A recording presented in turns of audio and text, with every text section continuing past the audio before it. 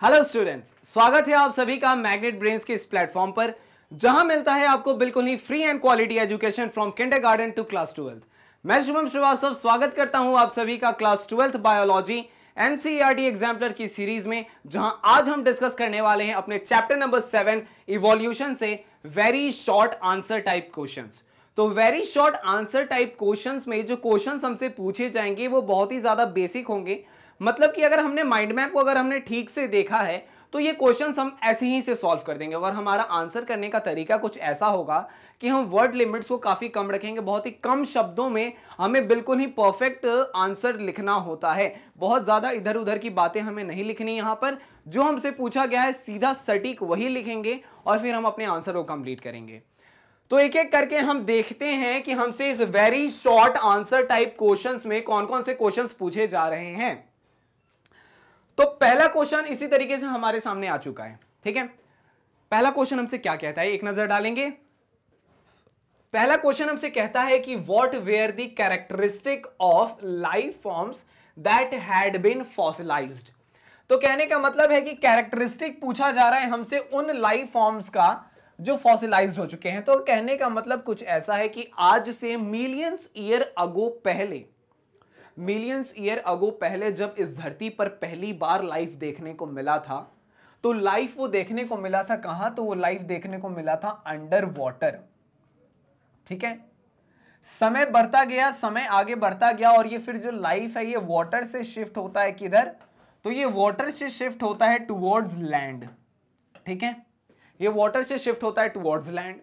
Land पर भी पहले बहुत ही सिंपल ऑर्गेनिज्म देखने को मिले, फिर धीरे धीरे ऑर्गेनाइजेशन जो है वो धीरे धीरे एडवांस होता चला गया और फिर एक समय ऐसा है कि आज के समय में हम इंसानों जैसा भी लिविंग ऑर्गेनिज्म इस धरती पर पाया जाता है। तो अगर हम इंसान की बात करें तो अगर ह्यूमंस की अगर हम बात कर लेते हैं, अगर हम ह्यूमंस को अगर हम एग्जांपल के तौर पर कंसीडर करें तो अभी के समय में जो हमें देखने को मिलता है वो है हमारे पास होमो सेपियंस। ठीक है, अभी के समय में हमें होमो सेपियंस देखने को मिलता है। ये स्मॉल एस है, एक्चुअली ये स्मॉल एस है और ये रूल है हमारे इंटरनेशनल कोड का। इसके अगर पहले की बात करें तो इसके पहले हमें होमो इरेक्टस देखने को मिला, उसके पहले हमें होमो हैबिलिस देखने को मिला। होमो हैबिलिस के पहले भी रामापिथिकस, ड्रायोपिथिकस, ऑस्ट्रेलियोपिथिकस, इस तरीके से हमें बहुत सारे ह्यूमंस देखने को मिले। तो हमारे पास क्या थे? हमारे पास ड्रायोपिथिकस भी हमें देखने को मिला है। ठीक है, हमें रामापिथिकस भी देखने को मिला है। ठीक है, ड्रायोपिथिकस की बात करें तो ये मोर एप लाइक था और रामापिथिकस की बात करें तो ये मोर ह्यूमन लाइक था। इन सब का क्या हुआ? ये एज अ फॉसिल जो है वो जाकर के जमीन में ये दफन हो गए। फिर जब इनकी स्टडी की गई तो पता चला ये जो थे ये ह्यूमंस से कुछ मैच खा रहे हैं। मतलब जो आज के समय का जो इंसान है इससे इनका जो बॉडी ऑर्गेनाइजेशन है ये कुछ मैच होता हुआ दिखाई दे रहा है। तो इस चीज से पता चला कि ये जो थे ना ये फॉसिल्स हैं, एज अ फॉसिल ये दफन है और ये ऐसा लिविंग ऑर्गेनिज्म आज के समय में पाया जा रहा है। और हमसे वही पूछ रहा है कि क्या कैरेक्टरिस्टिक होते हैं उन लाइफ फॉर्म्स का जो फॉसिलाइज्ड होते हैं। ठीक है, तो कहने का मतलब है कि the early fossils were simple life forms which evolved into the complex life forms later. तो शुरुआत के फॉसिल्स की बात करें जो हमने यहां पर देखा कि पहले लाइफ जो था वो वाटर में था, वाटर के बाद वो धीरे धीरे लैंड पे आया। तो सिंपल ऑर्गेनाइजेशन से फिर धीरे धीरे कहानी आगे की ओर बढ़ती है किधर? तो कॉम्प्लेक्स ऑर्गेनाइजेशन की तरफ। तो वही चीज कह रहा है कि पहले तो सिंपल लिविंग फॉर्म थे, तो सिंपल अर्ली फॉसिल्स जो थे, जो सबसे पहले फॉसिल्स जो धरती पर पाए जाते थे वो काफी ज्यादा सिंपल थे।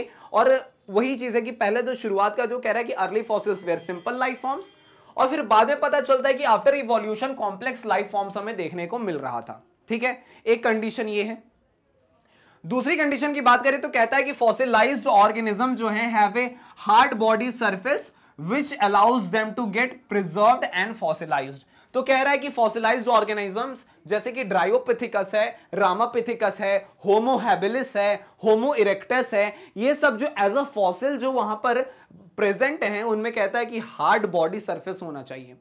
ये हार्ड बॉडी सरफेस से क्या होता है कि ये बहुत लंबे समय तक प्रिजर्व्ड रहते हैं। अगर किसी का हार्ड बॉडी सरफेस नहीं है, बहुत ही ज्यादा कमजोर है, बहुत जल्दी है, तो वो बहुत ही जल्दी कमजोर क्या बोलते हैं उसको, बायोडिग्रेड हो जाएगा। और जिसका बॉडी ऑर्गेनाइजेशन हार्ड है, बॉडी सरफेस बहुत ज्यादा हार्ड है, तो इसका डिकम्पोजिशन जो है वो बहुत समय के बाद होगा, तो ये लंबे समय तक एज ए फॉसिल वहां पर मौजूद हो सकता है और फिर इसको कई सालों के बाद भी हम स्टडी करने के लिए यूज कर सकते हैं। तो वही चीज कहता है कि ये एक परफेक्ट कैरेक्टर होना चाहिए किसका, तो लाइफ फॉर्म्स का। अर्ली फॉसिल्स कैसे थे, तो बहुत ही सिंपल फॉर्म्स के थे, और अगर हम लोग एक परफेक्ट फॉसिलाइज्ड ऑर्गेनिज्म की बात करें तो उनका बॉडी सरफेस जो है वो हार्ड होना चाहिए। तो उस तरीके से हमें जो है कि लंबे समय तक वो एज ए फॉसिल्स जो है वो प्रिजर्व रहता है। इसको भी क्वेश्चन नंबर 1 था ये आपके सामने, इसको भी आप नोट कर सकते हो, स्क्रीनशॉट निकाल सकते हो। फिर हम आगे बढ़ते हैं अपने क्वेश्चन नंबर 2 की तरफ कि उधर हमसे क्या पूछा गया है। ठीक है, तो ये रहा क्वेश्चन नंबर 2 हमारे सामने, और एक नजर डालेंगे हम अपने क्वेश्चन नंबर 2 की तरफ कि इधर हमसे क्या पूछा गया है। तो क्वेश्चन नंबर 2 की बात करें तो कहता है कि did aquatic life forms get fossilized. तो कह रहा है कि अभी हमने फॉसिल्स के ऊपर डिस्कशन किया, और फॉसिल्स में हमने यहां पर देखा था थोड़ी देर पहले की जो है कि लाइफ जो स्टार्ट हुआ था, सबसे पहले कहां पे लाइफ स्टार्ट हुआ था, तो लाइफ स्टार्ट हुआ था वाटर में।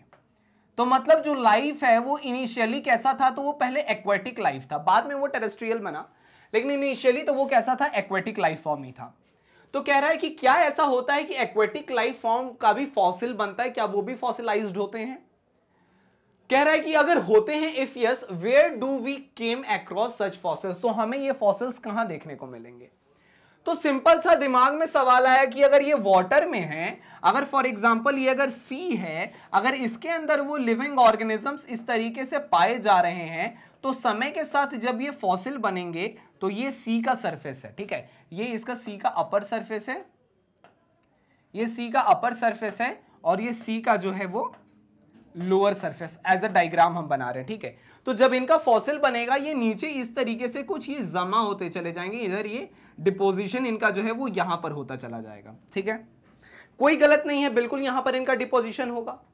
लेकिन यहां पर चूंकि यहां पर बात किया जा रहा है एक्वेटिक लाइफ फॉर्म का फॉसिलाइज का, और ये बहुत इनिशियल पीरियड का टाइम है, उस समय क्या था, अर्थ का स्ट्रक्चर अलग था, लाइफ अलग था। तो यहां पर क्या होता है, यहां पर कह रहा है कुछ ऐसा कि many aquatic life forms did get fossilised, such fossils of sea creatures are found in the mountains as opposed to deep sea beds। अब ये कह रहा है ये किस तरीके की बात हो गई कि लैंड पर जो लिविंग ऑर्गेनिज्म पाए जाते हैं उनका फॉसिल जो है वो लैंड पर पाया जा रहा है, लेकिन ऐसे लिविंग ऑर्गेनिजम्स जो हमें देखने को मिलते हैं कहां पर, तो सी के अंदर, उनका फॉसिल हमें माउंटेन के ऊपर देखने को मिल रहा है। बहुत ही कंट्रोवर्शियल टाइप ऑफ स्टेटमेंट है ये। तो ये कैसे हुआ, इसके ऊपर एक डिस्कशन करते हैं। एक्चुअली क्या होता है कि इस वाली केस को अगर इधर लेके चलो, तो अगर ये इधर सी है, यहां पर शुरू हो रहा है लैंड, तो एक्चुअली क्या होता है कि जब ये प्लेट्स आपस में टकराते हैं, और आपस में जब प्लेट्स टकराते हैं तो इस तरीके से अगर हम यहां बनाने की कोशिश करें, जब दो प्लेट्स आपस में इस तरीके से जब टकराते हैं, ये इधर और ये इधर, तो बीच में क्या होता है, माउंटेन्स का फॉर्मेशन होता है। ठीक है, तो वही चीज है कि कुछ इस तरीके से है कि जब दो प्लेट्स आपस में इस तरीके से टकराते हैं तो यहां पर क्या है, इस तरीके से माउंटेन बनता है। तो ये जो फॉसिल जो इधर था, यहां ये वाला जो फॉसिल था वो कुछ इस डायरेक्शन में ये चढ़ना शुरू होता है, और फाइनली हमें क्या होता है, ये जो माउंटेन्स हैं इसके ऊपर हमें ये फॉसिल्स जो हैं वो इस तरीके से हमें देखने को मिलते हैं। तो कहने का मतलब है कि ये फॉसिल हमें कहां देखने को मिलेगा, तो एक्वेटिक लाइफ फॉर्म का जो फॉसिल्स है वो हमें माउंटेन्स पर हमें देखने को मिलता है as opposed deep sea beds. ठीक है, समझ में आई चीजें। सी ये जो टकराते हैं ये जो प्लेट्स आपस में, इसके कारण क्या है कि ये जो फॉसिल्स हैं इन ये किधर चढ़ जाते हैं, माउंटेन्स के डायरेक्शन में। तो इसको भी आप नोट कर सकते हो, स्क्रीनशॉट निकाल सकते हो। फिर हम चलते हैं अपने क्वेश्चन नंबर 3 की तरफ कि उधर हमसे क्या पूछा जा रहा है। ठीक है, आगे बढ़े, आगे बढ़ते हैं और चलते हैं क्वेश्चन नंबर 3 की तरफ। तो क्वेश्चन नंबर 3 हमारे सामने आ चुका है, और क्वेश्चन नंबर 3 हमसे कहता है कुछ ऐसा कि what are we referring to, हम किस चीज को रेफर कर रहे हैं जब हम ये कहते हैं, व्हेन वी से, जब हम ये कहते हैं सिंपल ऑर्गेनिजम्स और कॉम्प्लेक्स ऑर्गेनिजम्स। तो इसकी कहानी तो बहुत पहले से चली आ रही है। क्लास 11th में जब हमने शुरू किया था लिविंग वर्ल्ड को पढ़ना, लिविंग वर्ल्ड को जब हमने पढ़ना शुरू किया था, तो आर.एच. विटेकर साहब का वहां पर क्लासिफिकेशन का एक सिस्टम देखने को मिला था। पांच किंगडम में वहां पर हमने लिविंग ऑर्गेनिजम्स को क्लासिफाई कर दिया था। हमने शुरू किया था सबसे पहले मोनेरा से, मोनेरा, प्रोटिस्टा, फंजाई, प्लांटी और एनिमेलिया। कहानी जब शुरू की गई थी मोनेरा से, कहानी जब शुरू की गई थी मोनेरा से, मोनेरा था यहां पर, फिर यहां पर हमें देखने को मिला था प्रोटिस्टा, प्रोटिस्टा के बाद हमें देखने को मिला था फंजाई,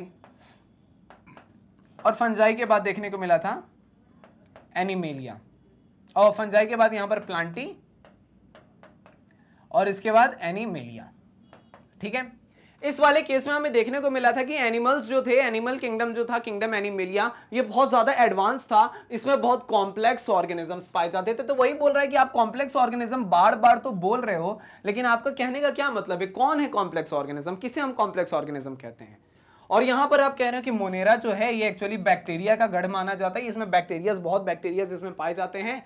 तो यहां पर आर्की बैक्टीरिया, यू बैक्टीरिया, इसमें दो, फिर हमने इसे दो इसमें क्या किया था, हमने दो डिविजन्स में इसको बांट दिया था। ठीक है, तो कहने का मतलब यह है कि मोनेरा में, फिर आप कह रहे हैं कि मोनेरा में कैसे है, तो सिंपल ऑर्गेनिज्म है। यहां पर आप बोल रहे हो सिंपल ऑर्गेनिज्म है, तो आपके कहने का क्या मतलब है, आप सिंपल ऑर्गेनिज्म से क्या समझाना चाह रहे हो। तो कहने का मतलब है कि मोनेरा की अगर हम बात करें तो इसके अंदर क्या है कि इसके अंदर यूनिसेल्युलर ऑर्गेनिज्म पाए जाते हैं। ठीक है, यूनिसेल्युलर, या फिर हमें मल्टी सेल्युलर भी अगर देखने को मिलता है, नॉट सिर्फ कि अब हम मोनेरा की बात नहीं करें, अब हम प्रोटिस्टा की तरफ भी बढ़ चुके हैं। ठीक है, तो हम कह रहे हैं कि मल्टी सेल्युलर, अगर हम यहाँ पे दो कॉलम से बांट दे, एक तरफ हम लिखना चाह रहे हैं किसको, तो एक तरफ हम लिखना चाह रहे हैं सिंपल के बारे में, और एक तरफ हम लिखना चाह रहे हैं किसका, तो एक तरफ हम लिखना चाह रहे हैं कॉम्प्लेक्स के बारे में। ठीक है, तो यूनिसेल्युलर या मल्टी सेल्युलर होता है, ये तो कॉम्प्लेक्स की बात करें तो ये डेफिनेटली है कि मल्टी सेल्युलर ही होगा। ठीक है, एक्चुअली कुछ ऐसा है कि कॉम्प्लेक्स ऑर्गेनिजम्स में अलग अलग एक्टिविटीज को परफॉर्म करवाने के लिए, फॉर एग्जांपल रेस्पिरेशन के लिए एक प्रॉपर रेस्पिरेटरी सिस्टम मौजूद है, हमारे अंदर मौजूद है। डाइजेशन को कंप्लीट करवाने के लिए एक प्रॉपर डाइजेस्टिव सिस्टम हमारे बॉडी में मौजूद है। हमारे बॉडी में फूड का या फिर एयर का या फिर अदर चीजों के ट्रांसपोर्टेशन के लिए एक ट्रांसपोर्टेशन सिस्टम मौजूद है, एक ब्लड सर्कुलेटरी सिस्टम मौजूद है, एक्सक्रीशन के लिए एक्सक्रेटरी सिस्टम मौजूद है, और वहीं रिप्रोडक्शन के लिए रिप्रोडक्टिव सिस्टम मौजूद है। कहने का मतलब है कि अलग अलग एक्टिविटीज को परफॉर्म करवाने के लिए प्रॉपर यहां पर स्पेशलाइज्ड, कहने का मतलब है कि स्पेशलाइज्ड बॉडी ऑर्गेनाइजेशन हमें देखने को मिलता है। ठीक है, बॉडी ऑर्गेनाइजेशन हमें देखने को मिलता है, और यहां पर हमें देखने को क्या मिलता है कि एक ही अगर यूनिसेल्युलर ऑर्गेनिज्म है तो उसी सेल से उसका, उसी सेल में उसका रेस्पिरेशन भी हो रहा है, उसी सेल से उसका डाइजेशन भी हो रहा है, उसी सेल में वो स्यूडोपोडिया बना रहा है। फॉर एग्जांपल अमीबा की बात करें तो उसी सिंगल सेल में वो स्यूडोपोडिया बना रहा है, मूवमेंट कर रहा है, फिर उसी सिंगल सेल का वो डिवीजन होगा और फिर एक से दो ऑर्गेनिज्म बनेंगे, रिप्रोडक्शन भी उसी सिंगल सेल से हो रहा है। तो बहुत ही सिंपल सा ऑर्गेनाइजेशन है। तो यहां पर क्या होता है कि उनमें सिंपल ऑर्गेनाइजेशन देखने को मिलता है, सिंपल ऑर्गेनाइजेशन देखने को मिलता है। तो कहने का मतलब यह है कि जो स्पेशलाइज्ड कॉम्प्लेक्स ऑर्गेनाइजेशन है, स्पेशलाइज्ड ऑर्गेनाइजेशन है, तो वो मल्टी सेल्युलर के अंदर आते हैं, और सिंपल ऑर्गेनाइजेशन है तो वो सिंपल ऑर्गेनिज्म के अंदर आते हैं। तो कहता है कि simple organisms are primitive organisms whereas the complex organisms are advanced organisms. तो प्रिमिटिव ऑर्गेनिज्म कहने का मतलब यही है कि सिंपल बॉडी ऑर्गेनाइजेशन है, और एडवांस ऑर्गेनिज्म कहने का मतलब है कि इनके अंदर जो बॉडी का ऑर्गेनाइजेशन है, जितने भी डिफरेंट ऑर्गन्स है, डिफरेंट ऑर्गन सिस्टम है, ये सारे मिलकर के डिफरेंट बॉडी एक्टिविटीज को कंट्रोल करवा रहे होते हैं। तो इसको भी आप नोट कर सकते हो, इसका भी आप स्क्रीनशॉट निकाल सकते हो। फिर हम चलते हैं आगे अपने क्वेश्चन नंबर 4 की तरफ की, उधर हमें क्या देखना है। ठीक है,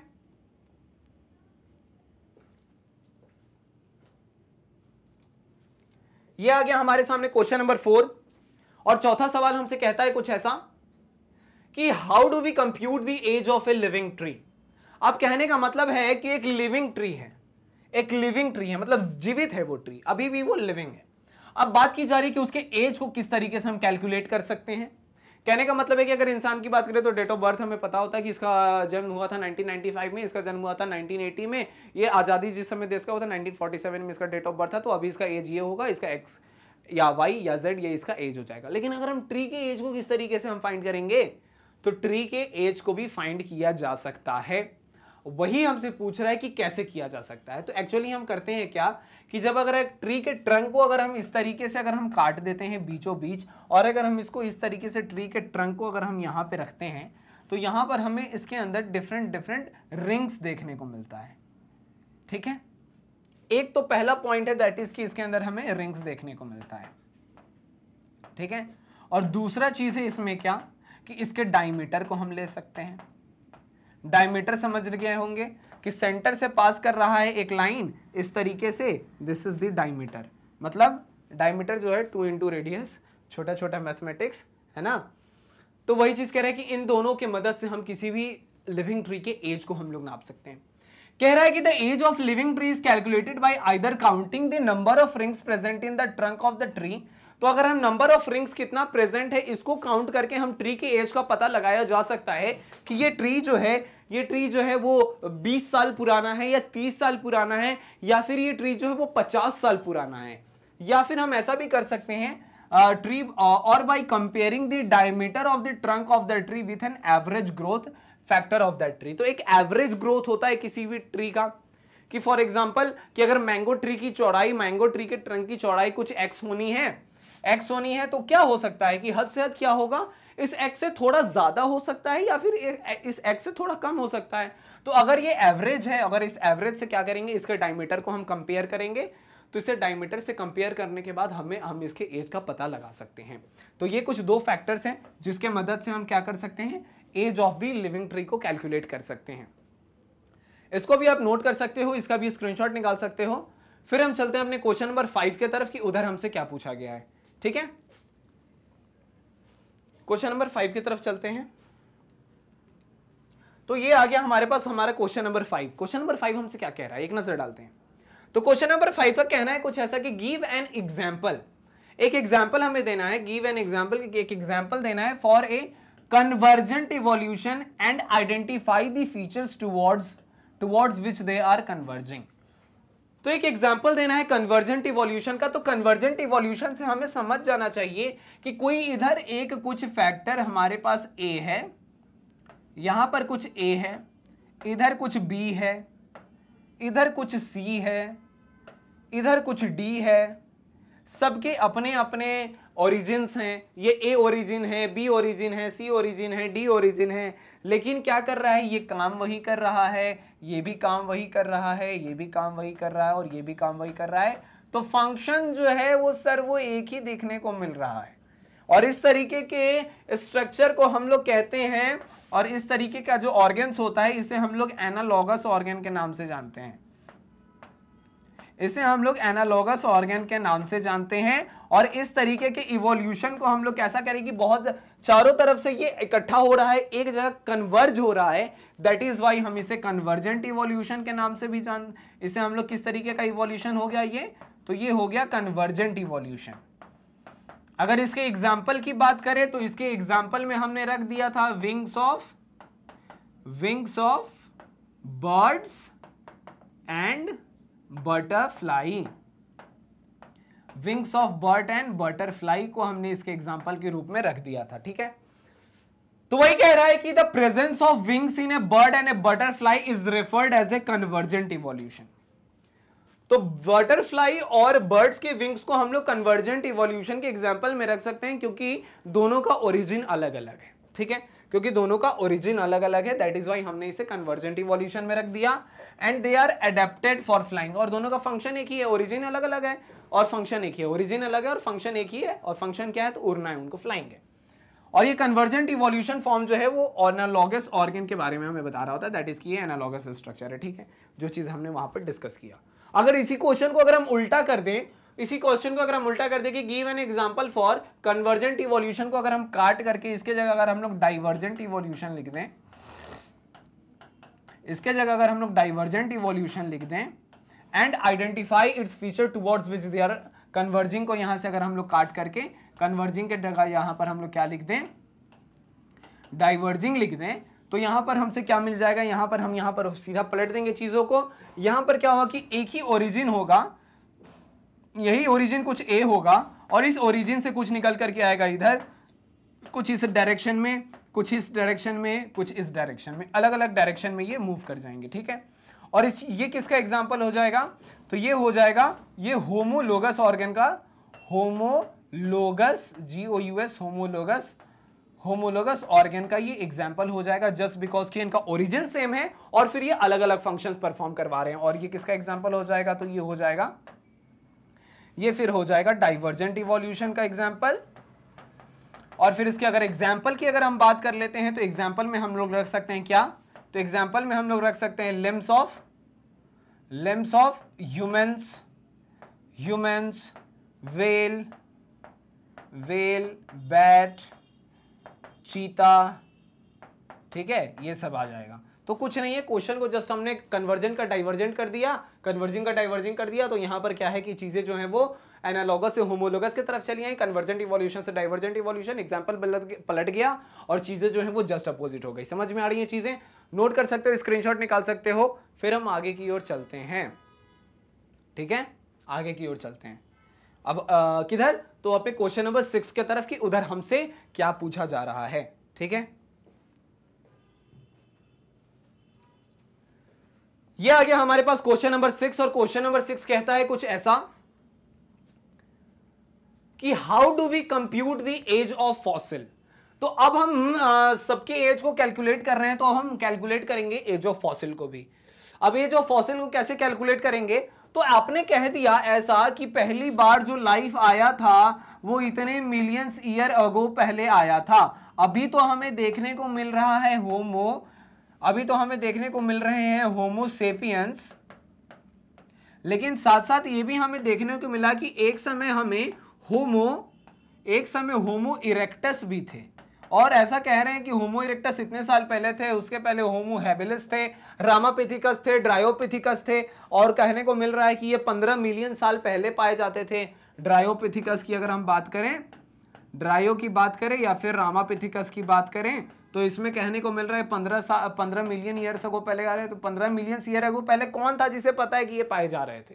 तो एक्चुअली इनके फॉसिल्स को हमने स्टडी किया, इनके फॉसिल्स के एज को हमने कैलकुलेट किया, और तब पता चला कि इतने साल पहले ये पाए जाते थे। तो चूंकि हमने इसके एज को कैलकुलेट कर लिया है, तो वही हमसे बोल रहा है कि कैसे कैलकुलेट किया आपने। एज तो कैलकुलेट किया, तो कैसे कैलकुलेट किया? तो कैलकुलेट ऐसे किया कि हमने रेडियो एक्टिव डेटिंग का सहारा लिया। हमने क्या किया है? हमने रेडियो एक्टिव डेटिंग का सहारा लिया है। वही कह रहा है कि the age of fossils can be calculated by radioactive dating. इस केस में क्या हो रहा है कि comparison is done between the naturally occurring radioactive isotope with that of the decay product using known as decay rates. तो यहाँ पर इस टेक्निक के मदद से रेडियो एक्टिव डेटिंग के टेक्निक के मदद से हम लोग फॉसिल्स के एज को कैलकुलेट करते हैं, ठीक है। इसको भी आप नोट कर सकते हो, इसका भी आप स्क्रीनशॉट निकाल सकते हो। फिर हम चलते हैं अपने नेक्स्ट क्वेश्चन नंबर 7 की तरफ, कि 7वां क्वेश्चन हमसे क्या कह रहा है, ठीक है। आ जाते हैं अपने क्वेश्चन नंबर 7 की तरफ। तो क्वेश्चन नंबर 7 कहता है हमसे कुछ ऐसा कि what is the most important pre condition for adaptive radiation. तो इसको समझने के लिए सबसे पहले हम एडेप्टिव रेडिएशन के बारे में डिस्कशन कर लेते हैं। एडेप्टिव रेडिएशन क्या है? एडेप्टिव रेडिएशन जैसे ही हमारे दिमाग में आता है, हमें याद आ जाता है डार्विन के उन फिंचेस के एग्जांपल्स। डार्विन साहब जब गए थे गैलापागोस आइलैंड पे, तो गैलापागोस आइलैंड पे जाने के बाद उन्हें क्या मिला? उन्हें कुछ स्मॉल ब्लैक बर्ड्स देखने को मिले, ठीक है। इन स्मॉल ब्लैक बर्ड्स की खास बात यह थी कि ये सब एक जैसे थे, लेकिन क्या हुआ? समय के साथ रिसोर्सेज की कमी होना, और फिर इन स्मॉल ब्लैक बर्ड्स में चेंज होना अकॉर्डिंग टू दी क्या बोलते हैं, जरूरत, जो उनका इन्वायरमेंट था उसके अकॉर्डिंग इनमें चेंजेस आया। अपने अकॉर्डिंग सब ने अपना एडेप्टेशन चुन लिया, और that was an example of adaptive radiation. Actually हुआ कुछ ऐसा, इसको अगर हम समझें, हमने माइंड मैप में भी इस चीज को समझा था, फिर से हम समझने की कोशिश करते हैं कि एग्जाम्पल में समझो कि ये एक रूम है, ये रूम ही हमारा ये इन्वायरमेंट है, इसके बाहर कुछ भी नहीं है, जो है हमारा इस रूम के अंदर है। इस रूम में हमने रख दिया 10 लोगों को, बंद कर दिया।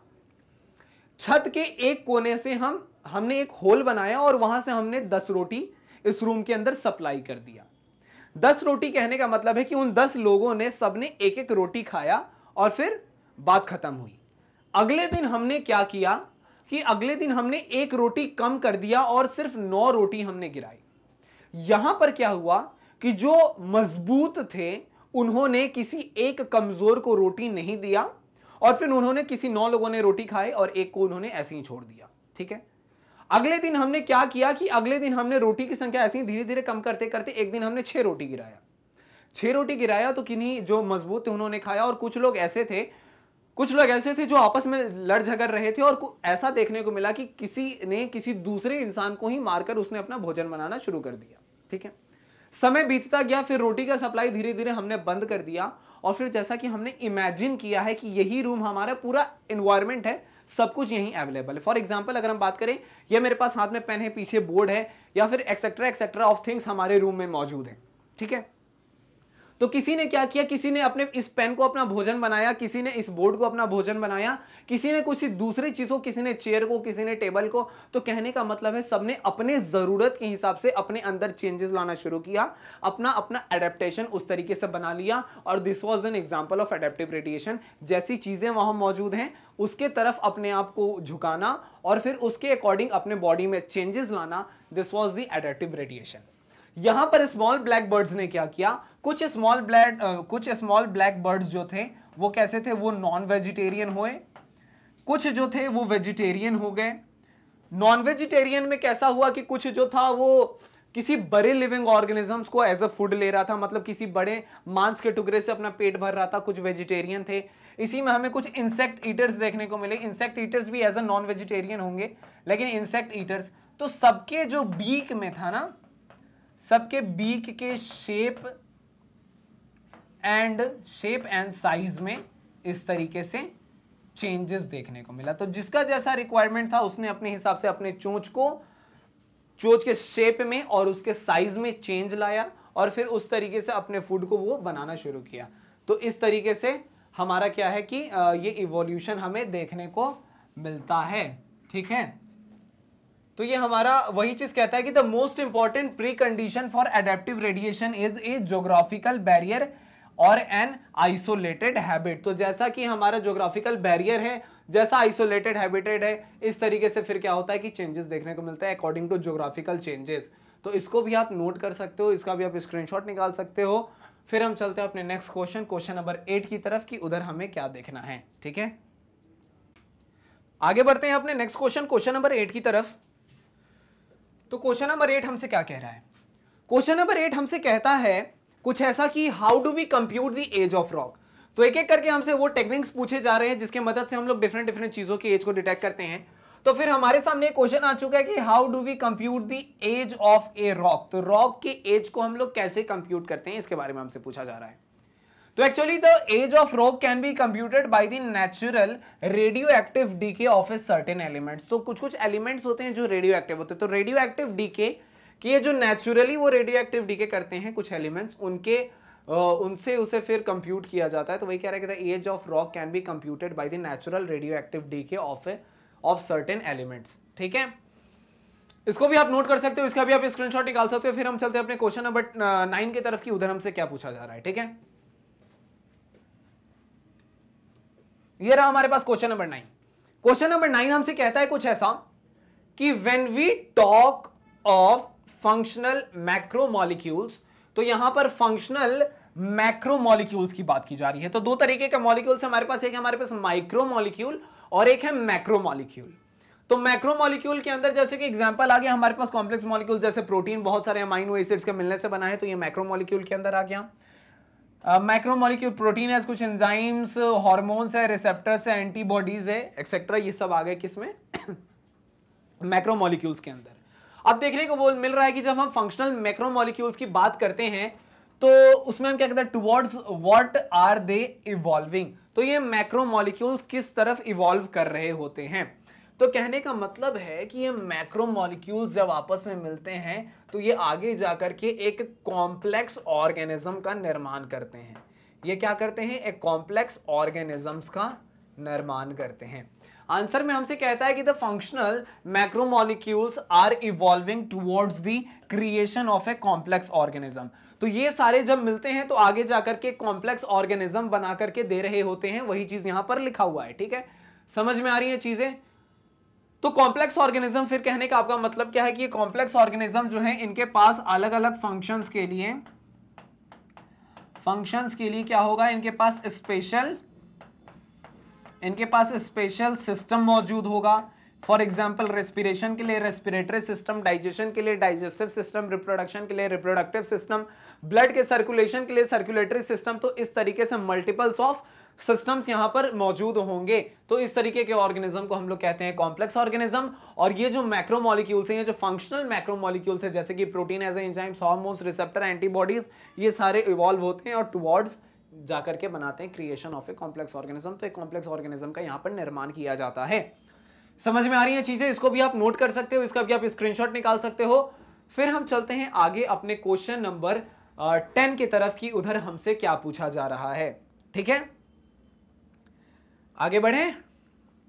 गुड, आगे बढ़ते हैं अपने क्वेश्चन नंबर 10 की तरफ। ये रहा हमारा क्वेश्चन नंबर 10। क्वेश्चन नंबर 10 हमसे कहता है कुछ ऐसा, कुछ तो मैथमेटिक्स हमें वापस से देखने को मिल रहा है। कह रहा है कि इन्हें सर्टेन पॉपुलेशन, एक सर्टेन पॉपुलेशन की बात की जा रही है, एक सर्टेन पॉपुलेशन की बात की जा रही है। The frequency of the 3 genotype is as follows. तो जब भी पॉपुलेशन की फ्रीक्वेंसी की बात की जाती है तो हमें याद आ जाता है हमारा हार्डी-वेनबर्ग प्रिंसिपल। ठीक है, और हार्डी-वेनबर्ग प्रिंसिपल का कहना था क्या कुछ ऐसा कि p प्लस क्यू का जब हम स्क्वायर करते हैं तो हमें देखने को मिलता है p square plus 2pq plus q square is equals to 1।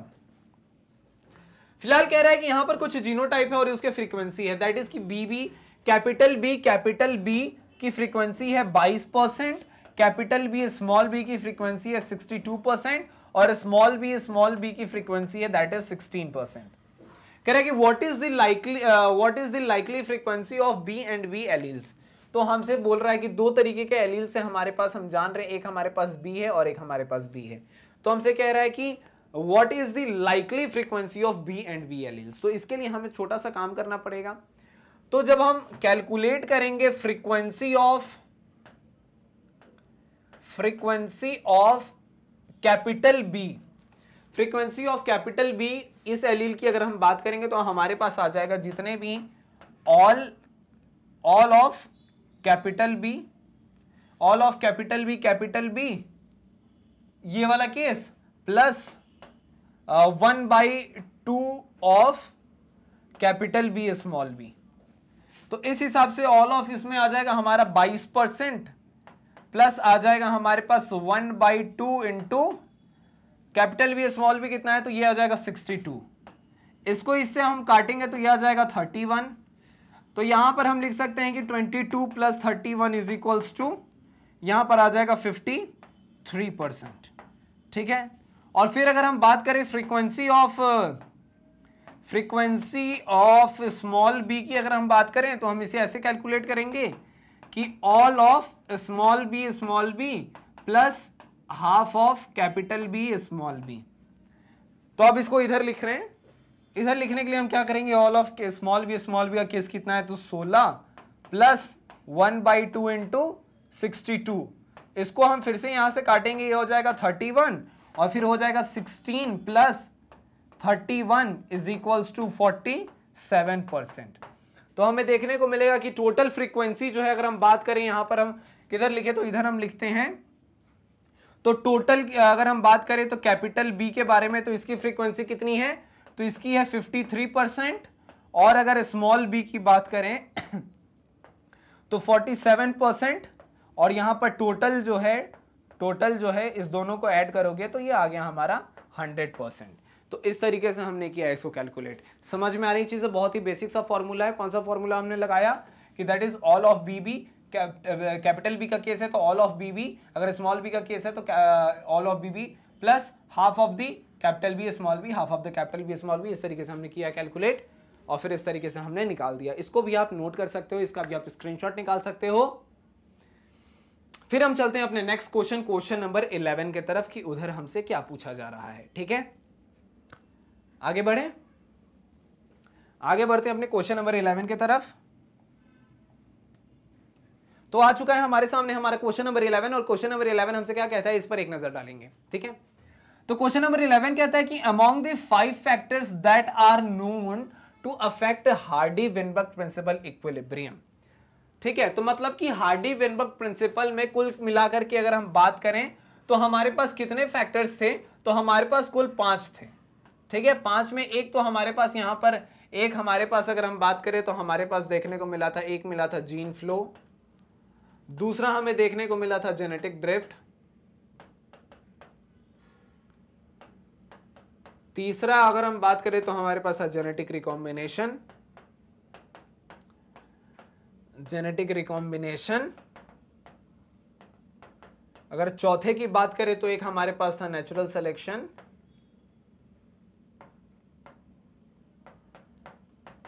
और पांचवा जो हमारे पास था दैट वाज म्यूटेशन।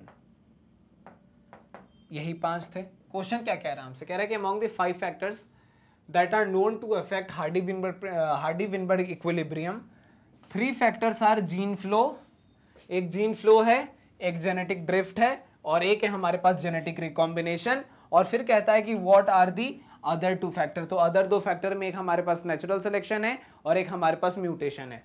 तो कहने का मतलब है कि अदर जो है वो नेचुरल सिलेक्शन हो जाएगा और म्यूटेशन जो है आर दी अदर 2 फैक्टर्स। तो ये जो है ये 2 अलग अलग फैक्टर्स हो जाएंगे, ठीक है। तो पांच कौन कौन से, एक तो हो गया हमारे पास जीन फ्लो, दूसरा हो गया जेनेटिक ड्रिफ्ट, तीसरा हो गया जेनेटिक रिकॉम्बिनेशन, चौथा हो गया नेचुरल सिलेक्शन, और पांचवा हो गया हमारे पास म्यूटेशन। तो इस तरीके से हमने किया अपने टोटल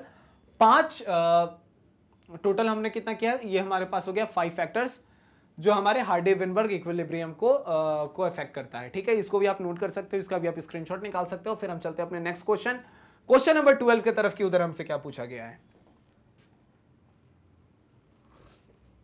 आ चुके हैं हम अपने क्वेश्चन नंबर 12 की तरफ, और इधर हमसे कहना है कि व्हाट इज फाउंडर्स इफेक्ट। तो फाउंडर इफेक्ट क्या था? फाउंडर इफेक्ट एक्चुअली कहता है कि एक ऐसा फेनोमेनन है, जैसे कि देखो यहां पर क्या होता है, एक ऐसा फेनोमेनन है when occurs when A small group of organisms become isolated from a larger population and it become so genetically different from the original population that it become a new population of the organism. कहने का मतलब कुछ ऐसा, देखो नहीं समझ में आया तो कहने का मतलब है कि एक बहुत ही ये लार्जर पॉपुलेशन है, ठीक है। ये कुछ एरिया है, बहुत बड़ा एरिया है, इसमें पॉपुलेशन बढ़ा हुआ है। इसमें से क्या हुआ, साइड से एक अमाउंट ऑफ पॉपुलेशन जो है वो कटता है, और कटने के बाद ये क्या करता है, ये अलग हो जाता है इनसे। एज अ रिजल्ट हमें देखने को मिला कि एक पॉपुलेशन जो हमारा कुछ ऐसा था वो अब ऐसा प्लस ऐसा देखने को मिल रहा है, ठीक है। ये तो जैसा मेजॉरिटी ऑफ द पॉपुलेशन था, ये जैसा था वैसा है ही, लेकिन ये स्मॉल जो पॉपुलेशन है इसमें कुछ चेंजेस देखने को मिलेंगे, क्योंकि ये मेजॉरिटी ऑफ द पॉपुलेशन से क्या हुआ है, कट के अलग हो गया है। तो वो कट के अलग हो गया है, तो अलग होने के साथ साथ उसमें डिफरेंट कैरेक्टर्स आना शुरू हो जाएंगे, डिफरेंट कैरेक्टर्स, डिफरेंट एडेप्टेशन, और as a new type of population वो अपने आप को शो करना शुरू कर देगा। तो कहने का मतलब यही है कि फेनोमेनन है when A small group of organisms become isolated from a larger population. तो ये स्मॉल अमाउंट ऑफ जो ऑर्गेनिज्म था इसने क्या किया, इस बड़े से पॉपुलेशन को छोड़ करके वो साइड में चले गए और क्या करें, and become so genetically different, और धीरे धीरे इनमें चेंजेस आना शुरू हुआ, और ये क्या कर गए, ये क्या हो गए इनके अंदर, ये जेनेटिकली डिफरेंट हमें देखने को मिलने लगे। ये जेनेटिकली डिफरेंट ऑर्गेनिज्म के रूप में हमें दिखाई देने लगे, ठीक है। Become so genetically different from the original population, ये ओरिजिनल पॉपुलेशन से डिफरेंट होने लगे, that they become a new population all together. और इसी के साथ साथ जब ये बहुत ज्यादा वेरिएशन हमें देखने को मिला, तो एज ए न्यू स्पेशीज ये हमें नजर आने लगे, और एज अ न्यू स्पेशीज क्या हुआ, ये एज अ न्यू पॉपुलेशन हमें देखने को मिलने लगे, और इसी को हम लोग फाउंडर इफेक्ट के नाम से जानते हैं। आ रही है चीजें समझ में? अगर नहीं आ रही है चीजें समझ में तो आप डाउट पूछ सकते हैं हमसे, कई बार पूछ सकते हैं। फिलहाल के लिए आप इसको नोट करें, हमारा क्वेश्चन नंबर 12 यहां पर कंप्लीट होता है, इसको नोट कर सकते हो, स्क्रीनशॉट निकाल सकते हो। फिर हम चलते हैं अपने नेक्स्ट क्वेश्चन नंबर 13 की तरफ। क्वेश्चन नंबर 13 की तरफ की उधर हमसे क्या पूछा गया है, ठीक है।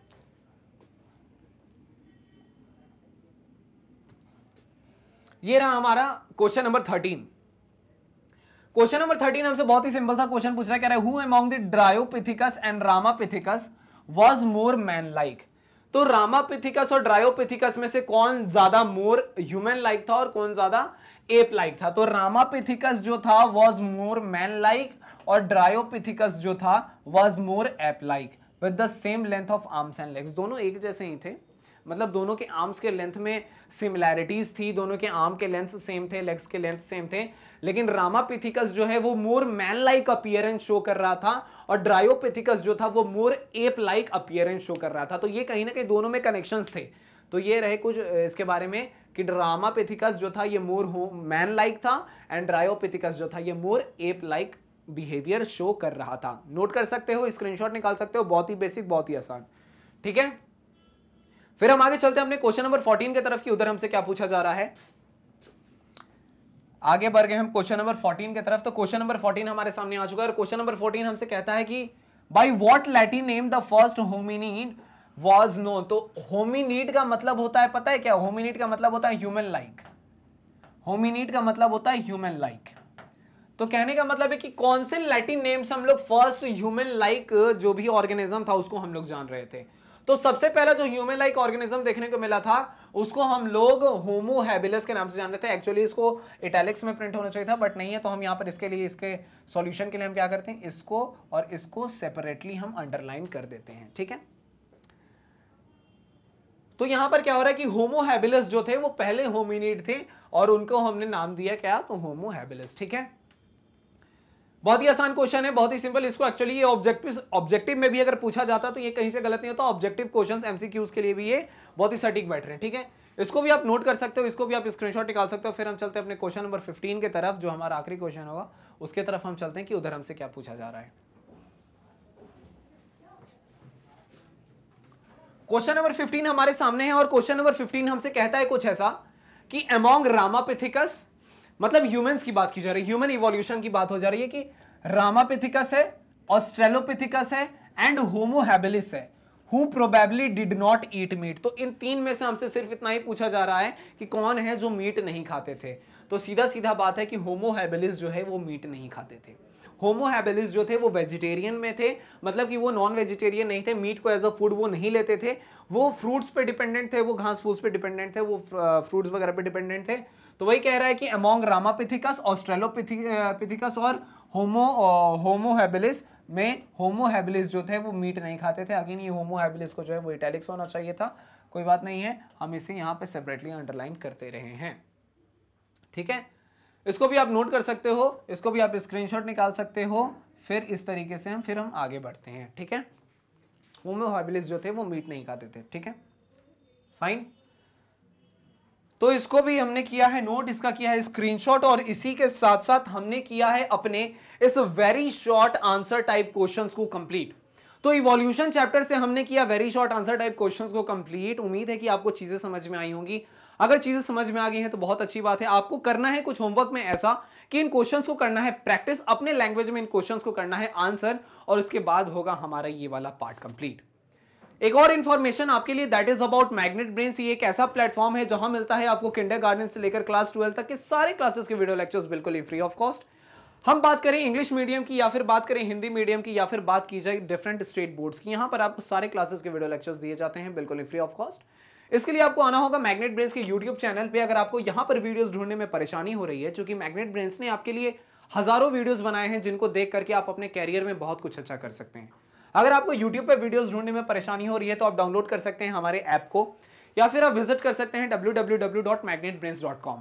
यहां पर आना है, आपको अपने क्लास को चुनना है, क्लास को चुन के सब्जेक्ट पे जाना है, सब्जेक्ट के बाद आपको चैप्टर चुनना है और उसके बाद जो भी लेक्चर आपको देखने का मन है आप उसे देख करके अपने नॉलेज को बढ़ा सकते हैं। आप अपने एग्जामिनेशन के प्रिपरेशन को स्ट्रॉन्ग कर सकते हैं, अपने एग्जामिनेशन में रॉक कर सकते हैं। तो इसी अच्छे बात के साथ हंसते रहिए, मुस्कुराते रहिए और पढ़ते रहिए मैग्नेट ब्रेन्स के साथ। तब तक के लिए tata, thank you, bye bye.